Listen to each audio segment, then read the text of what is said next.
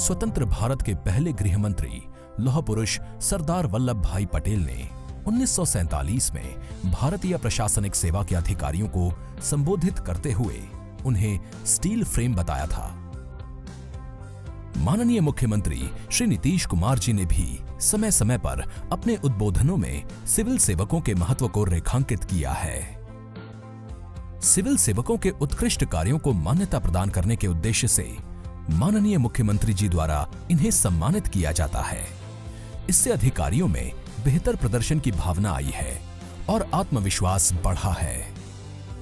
हम लोगों का काम है किसी चीज के लिए पॉलिसी बनाना, नीति बनाना, नियम बनाना, लेकिन क्रियान्वयन करना, उसको लागू करना तो आप लोगों का अधिकार है। और आप जानते हैं संवैधानिक रूप से आप लोगों को अधिकार है, विशेष तौर पर अवसर दिया गया है।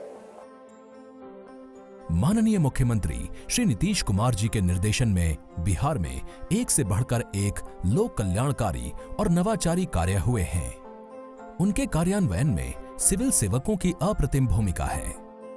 माननीय मुख्यमंत्री श्री नीतीश कुमार की दूरदर्शिता और कुशल नेतृत्व का प्रमाण 2011 में लागू बिहार लोक सेवाओं का अधिकार अधिनियम है, जो नागरिकों को एक निश्चित समय सीमा में लोक सेवाओं को प्राप्त करने का अधिकार प्रदान करता है। आम लोगों को समयबद्ध और बेहतर सुविधा देने के लिए अधिकांश जनोपयोगी लोक सेवाएं ऑनलाइन उपलब्ध कराई जा रही हैं।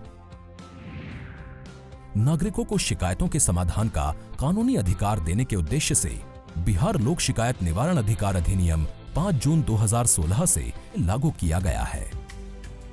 बिहार देश का एकमात्र राज्य है जहां नागरिकों को शिकायतों के समाधान का कानूनी अधिकार है। माननीय मुख्यमंत्री जी स्वयं जनता के दरबार में मुख्यमंत्री कार्यक्रम में उपस्थित होकर आम लोगों से मिलते हैं और उनकी समस्याओं का तत्काल समाधान कराते हैं।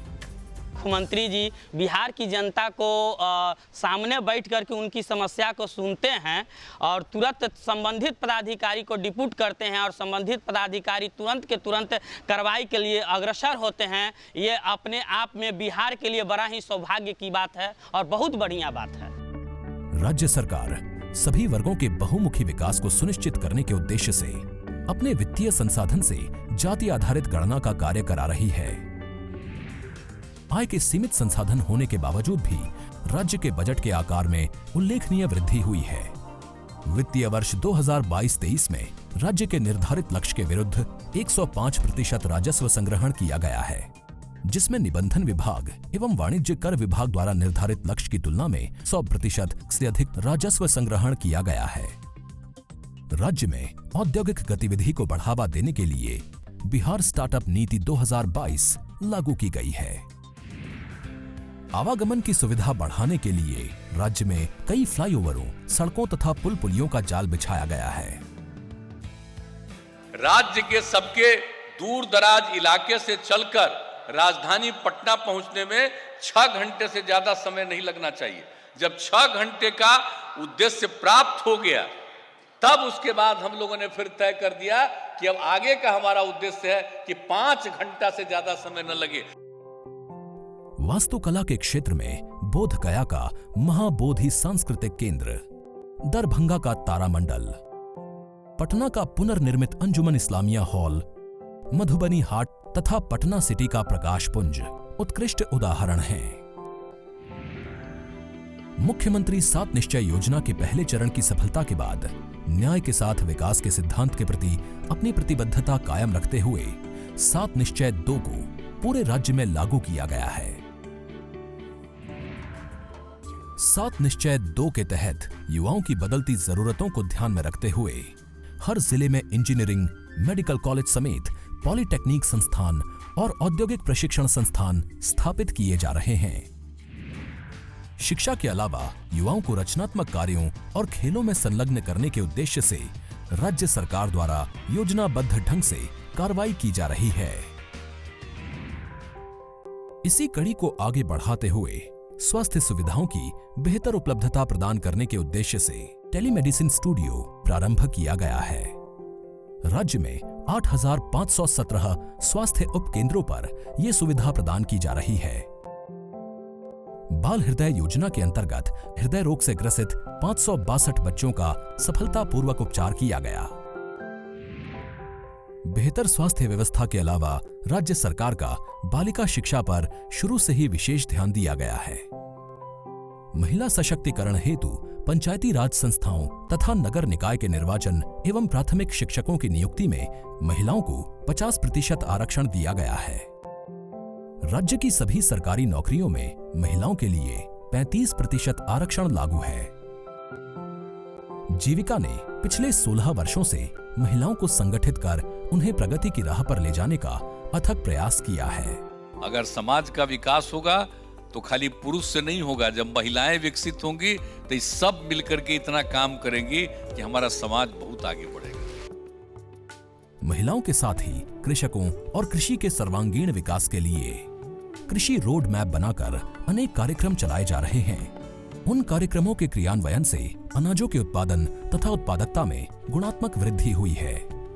सिंचाई के लिए हर खेत तक पानी पहुंचाना सरकार की सर्वोच्च प्राथमिकता है।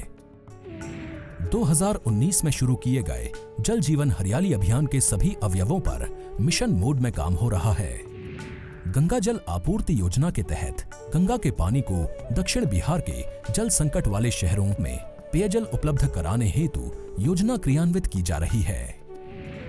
इसी तरह गया में विष्णुपद मंदिर के समीप बिहार का पहला और देश के सबसे बड़े रबर डैम का निर्माण रिकॉर्ड समय में पूरा किया गया है। वैकल्पिक ऊर्जा को बढ़ावा देने के लिए दरभंगा में बिहार का पहला सोलर पावर प्लांट आधारित तैरता बिजली घर बनाया गया है।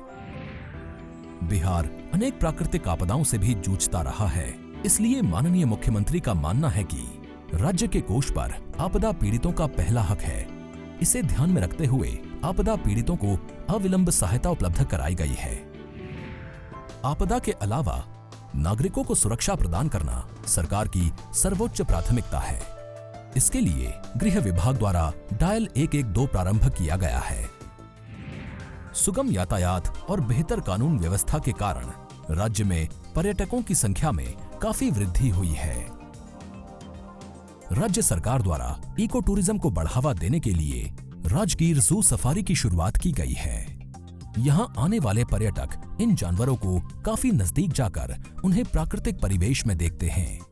राजगीर में राज्य का पहला ग्लास ब्रिज लोगों का मन मोह रहा है। आर्थिक विकास के अलावा माननीय मुख्यमंत्री श्री नीतीश कुमार की दूरदर्शी सामाजिक सुधार संबंधी योजनाओं को मूर्त रूप देने में प्रशासनिक अधिकारियों का भरपूर सहयोग रहा है। माननीय मुख्यमंत्री जी के दक्ष नेतृत्व में सिविल सेवकों ने इन सभी चुनौतियों को अवसर में और राज्य हित की योजनाओं को बेहतर तरीके से कार्यान्वित कर आम लोगों के जीवन में व्यापक बदलाव लाया है। सिविल सेवकों के क्षमतावर्धन एवं प्रशिक्षण के लिए सरकार गंभीर है। इसलिए अत्याधुनिक सुविधाओं से युक्त बिहार लोक प्रशासन एवं ग्रामीण विकास संस्थान का नया भवन गया में बनाया गया है। पुराने जमाने में मुख्य जगह बिहार ही था। हम लोग फिर से बिहार को आगे बढ़ा करके नई जगह पैदा करना चाहते हैं। बिहार को उस स्थल पर हम लोग बना देना चाहते हैं, आगे बढ़ा देना चाहते हैं। इसीलिए सबका सहयोग मिलना चाहिए। हमें पूर्ण विश्वास है कि माननीय मुख्यमंत्री श्री नीतीश कुमार जी के कुशल और ऊर्जावान नेतृत्व में सभी सिविल सेवक जन सेवा के प्रति अपने समर्पण और प्रतिबद्धता से आम लोगों की सभी उम्मीदों पर खरा उतरेंगे और बिहार को नई ऊंचाइयों तक ले जाने में सफल होंगे।